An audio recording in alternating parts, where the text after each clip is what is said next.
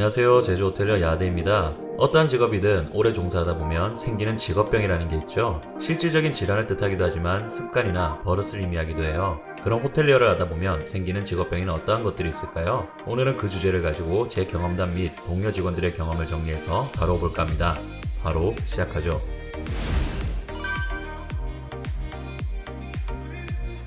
첫째, 인사. 고객들을 보며 환하게 미소 지으며 인사하기. 호텔리어에게는 너무 당연한 건데요. 문제는 이걸 워낙 하다 보니 일상에서도 무의식적으로 튀어나올 때가 있습니다. 물론 지나가는 사람마다 일일이 인사하고 다니는 건 아니고요. 정말 방심하고 있을 때 자기도 모르게 튀어나옵니다. 제가 한때 도서관에서 한창 공부하던 시절이 있었는데요. 공부 끝내고 나와서 엘리베이터를 탔습니다. 멍 때리는 상황에 문이 열리는데 아주머니 한 분이 서 계신 거예요. 저도 모르게 안녕하세요. 아주머니가 뭐지? 나 아나? 라는 표정으로 쳐다보셨는데 그 시선을 뒤로하고 쿨하게 지나갔습니다. 거기서 당황하면 더 쪽팔리니까요. 안녕하십니까? 라고 하지 않은 걸 천만다행으로 여기고 있어요. 둘째, 말투. 말투에는 크게 두 가지 특징이 있습니다. 잦은 사죄와 청유형입니다. 하도 고객한테 죄송하다고 말하는 게 익숙하다 보니 사적인 자리이거나 심지어 제가 손님의 입장에서도 사죄를 하고 있습니다. 제 지인은 마트에서 누구랑 부딪혔는데 자기도 모르게 어머 고객님 죄송합니다! 라고 한 적도 있지요.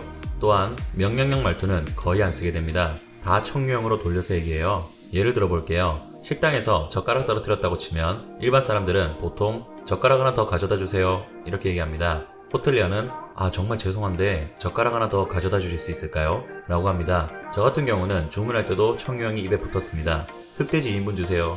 흑돼지 2인분 주시겠어요? 셋째, 단어. 일상에서 쓰는 단어도 자꾸 호텔에서 쓰는 용어를 가져다 쓰는 경우가 있습니다. 항공편이 매진됐는데 야 내일 비행기표 만실이래. 영화관 들어가면서 좌석 위치 물어본다는 게 어느 객실이야? 말하다가 서로 쳐다보며 웃곤 하지요. 넷째, 친절. 식당에 들어가려는데 누군가 안에서 나오잖아요. 저도 모르게 문을 붙잡고 열어줍니다. 그분들 다 나오기 전까지 친절하게 문을 붙잡고 있지요.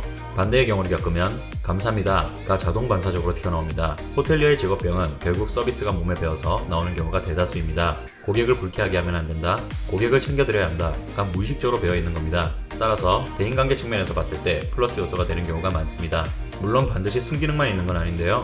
이건 제가 매번 느끼는 부분인데 식당이나 가게 등을 들렸을 때 직원의 친절도와 말투가 거슬릴 때가 굉장히 많아요. 제가 호텔리어를 하고 나서 놀란 부분인데 고객이 왕이다라는 의식이 팽배한 서비스의 왕도라고 할 수 있는 한국이 막상 돌아다녀 보면 그렇게 친절한 곳이 많지 않아요. 물론 친절한 곳도 있지만 일반적인 곳에서 마주치는 서비스는 거의 비슷합니다. 저도 모르게 그 사람들의 말투와 행동이 신경 쓰이고 의식되는 거죠. 개인적으로 나쁜 습관이라고 생각하는데 이거 우리 호텔이었으면 100% 컴플레인이었다. 무의식적으로 이런 생각을 하고 있는 자신을 발견합니다.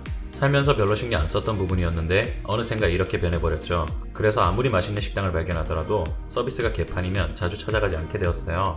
맛있는 걸 먹으면서 기분이 불쾌해지는 경우가 종종 생기더라고요. 제 경우를 예시로 들어볼게요.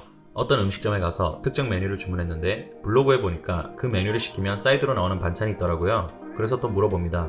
땡땡은 안 나오나요? 직원 첫 마디가 그거였습니다. 그런 거 안 나오는데요? 너무 단호하게 얘기하기에 굳이 뭐라 하지는 않고 혼잣말로 어라 블로그 보니까 나오는 것 같은데 하고 말끝을 흐렸습니다. 직원이 제 말을 들었는지 신경 쓰였는지는 모르겠는데 좀 이따가 다시 와서는 그건 주문 전에 미리 말씀하셔야 해요 라고 하는 거예요. 아니 손님 입장에서 메뉴판에 따로 적혀있는 것도 아니고 직원이 설명해준 것도 아닌데 처음 가는 식당에서 그 사이드 반찬을 얻기 위해 미리 말해야 하는지를 어떻게 알 수가 있습니까? 아니 그리고 처음엔 없다면서요. 왜 확인도 해보지 않고 대답을 먼저 하고 보는 거죠? 따지려고 들면 얼마든지 따질 수 있는 상황이고 제 머릿속엔 저도 모르게 이런 생각이 스쳐 지나가는 겁니다. 우리 호텔이었으면 100% 컴플레인 걸렸다. 즉 어디를 들려도 서비스 점수를 매기고 있는 게 제가 겪는 직업병이라고 할 수 있겠죠. 하지만 저는 정말 심각한 경우가 아니면 컴플레인 하지 않습니다. 제가 고객한테 받았던 스트레스를 그들한테 주고 싶지 않은 거죠.